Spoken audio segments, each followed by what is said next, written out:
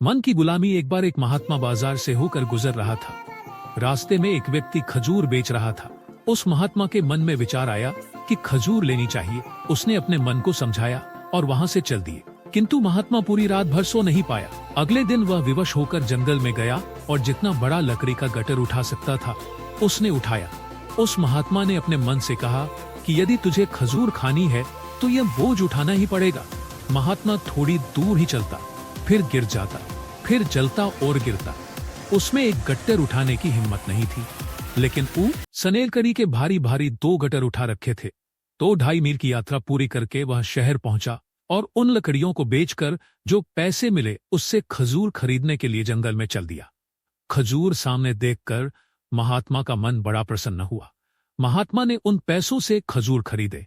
लेकिन महात्मा ने अपने मन से कहा कि आज तूने खजूर मांगी है, फिर तेरी कोई और इच्छा करेगी। कल अच्छे अच्छे कपड़े और स्त्री मांगेगा। अगर स्त्री आई तो बाल बच्चे भी होंगे, तब तो मैं पूरी तरह से तेरा गुलाम ही हो जाऊंगा।